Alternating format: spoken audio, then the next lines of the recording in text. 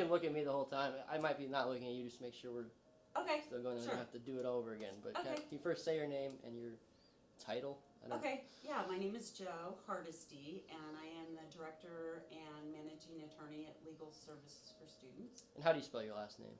It's Hardesty.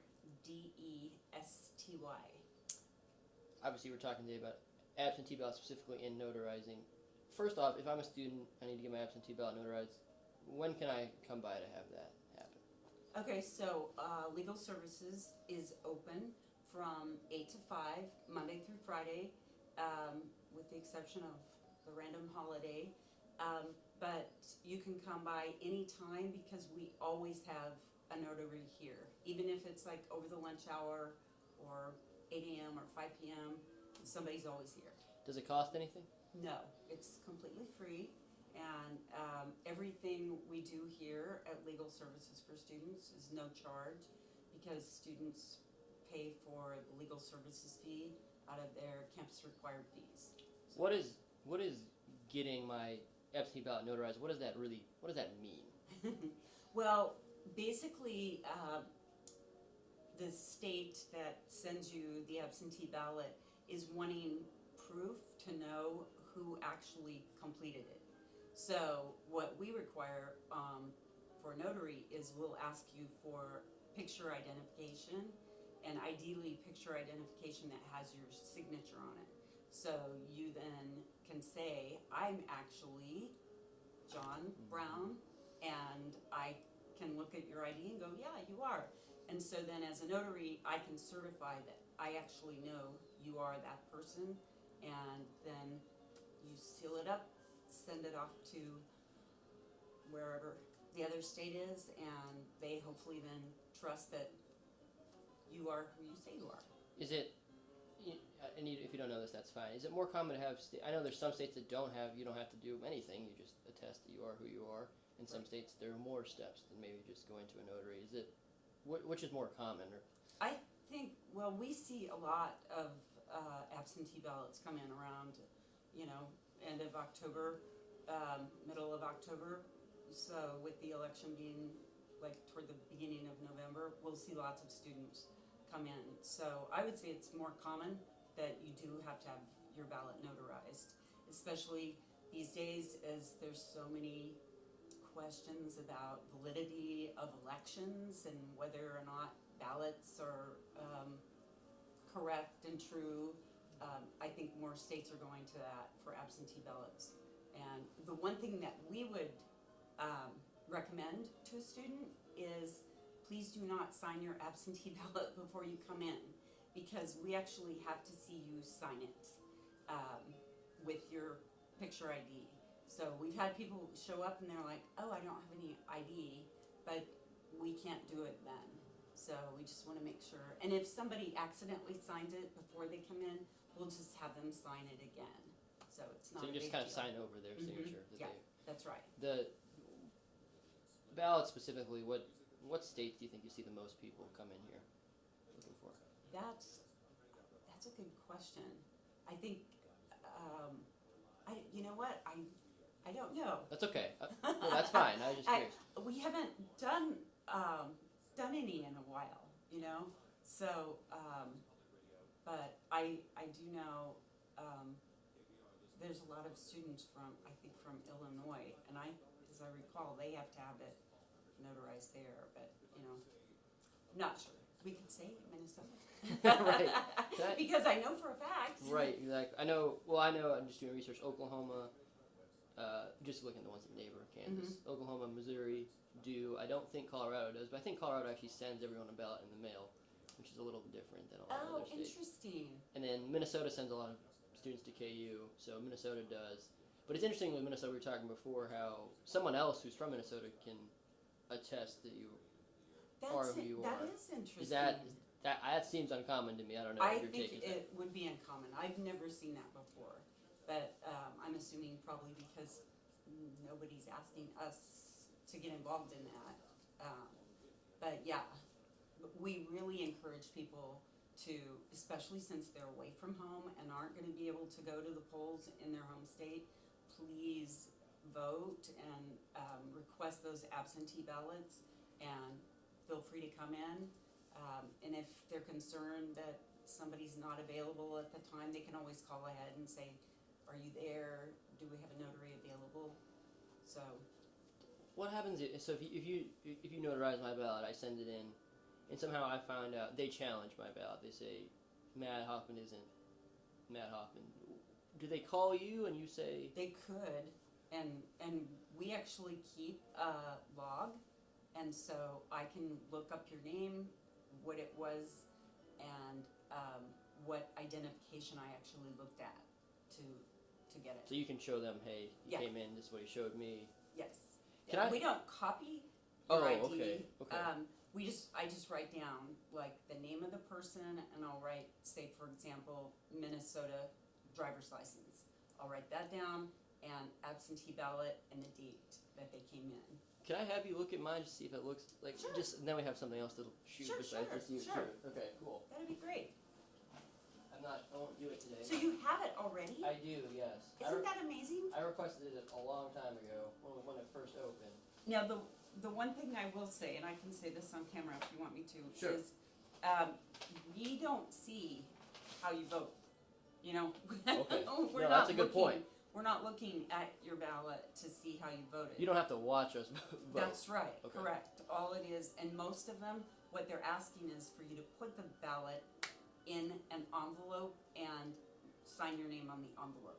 Is that Yes, I'll show you what I have, and just so it'll be a little more interesting than just. yeah. I think these are just ballot envelopes. Yeah. So here's what they sent me. I don't know. Maybe you can just go through if that is. Obviously, it's from Minnesota, but if it's typical of what you normally see or not.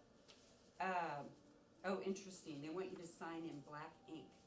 So that's a difference, you think? Yeah, in, that I would say yes. And so yeah, they're wanting you to fill out your ballot and then put it in the envelope before you have it notarized. So, which is very common. So that is common. yes, Okay. yes. So you don't see what I wrote or I circled That's- bubbled. Correct. We would never see your like your ballot and who you voted for or anything. You put that in the envelope before you come to get it notarized, and then on the outside of the envelope is where the notary actually notarizes your voter's signature. So Now, and I think it was on the blue sheet of paper. So but I do have to, at least for Minnesota, I do have to show you that it's blank first. show you that. The ballot is blank, and that I didn't fill it out beforehand, or maybe I misread it. You know what? I can look at it real quick. I've never done that before, where somebody then votes like I thought that was interesting. Here's what happened last time. I went. I don't remember you, so I don't think you were there. But went in. I actually had signed mine before, so he had me sign over it again. oh right. But I actually just had to he's like, here, use my office while you vote really quick. Interesting, you're right. Which I So thought was strange because I was kind of in a rush because I was like, Right, oh, I'm right. taking up all these people's time. Right. Minnesota does require that. It says show your witness your blank ballot, then mark your votes in private, then put it in the envelope, and then have the envelope have your signature on the outside of the envelope notarized. I would say that is fairly uncommon. You know, I'm not sure why they're doing that. I don't know. Yeah, unless they're Just curious. just wanting maybe that is part of the authentication for that state, is that you are knowing the person is voting right then. Right, it's that they did Right, it, right. and not someone else filled it out Right, for them. right, filled it out. The and just briefly, we talked about this stuff here too, but the process for becoming a notary in Kansas is, you said it was fairly easy. Yeah, and I would say most people who want to become a notary, it's just a matter of getting a bond from an insurance agency and then completing an application, sending it to the Kansas Secretary of State's office, and that office then actually issues the notary license to you, and you buy a notary stamp, and you have to follow all the notary rules and instructions, but, you know, we have every attorney at our office be a notary, just so that we always have one available at any time for students, and, documents that need notarized sometimes are like wills. Yeah, I was gonna And ask, what so- are some other things that people come in Yeah. for? Like a will would need notarized, and in that case, the attorney who prepared the will is not gonna be the one notarizing it, so you need to have another person there and witnesses. Also, many, court documents that are gonna be filed in court, a lot of times those need to be notarized, to authenticate, again, the signature and that the person is who they say they are. The other place where we recommend people get documents notarized is, let's say, you have a passport and, you are going to be traveling. You can come in and we can copy your passport and notarize it that it is a true and correct copy of a document in your possession, so that if, let's say, while you're traveling, you lose your passport, you could contact us and we could send that to you. Sometimes that helps in getting a replacement one, or other documents that you find that are important, we can notarize, and basically those are certified copies is what we're doing. So you're either notarizing someone's signature that they say validity of their identity, or you're notarizing an actual copy of a document. So international students sometimes will have us do that for them, and that makes total sense, because if somebody loses their passport, they need to have some proof of who they are, and then it makes it easier to get replacement documents. You don't have to answer this if you don't want. If we're taking up too much of your time. No, that's totally fine. Do you think it's some people? I was talking to people in the newsroom earlier today. Some people say having a lot of obviously students vote absentee a lot, or mail in ballot a lot. Do you think it's sort of, is it maybe disenfranchising to them that they have to go do an extra step in some states, and some states they just say, yes, I say I'm Matt Hoffman, and send it in? Right. Yeah, maybe it does, just because people are like, I don't even know where the notary is, and it's probably gonna cost me money and all that. But luckily, students on our campus, I mean, we're sort of right in the heart of campus, and they can come to us, and it's free. And How long does it take? 5 minutes, less than 5 minutes, because like your state, it might take a few more minutes because you have to actually do the voting. And, but yeah, It's quick. I mean, very, very quick. So just a matter of like that. Perfect. Thank you. Thank you Yeah, for the. I sure.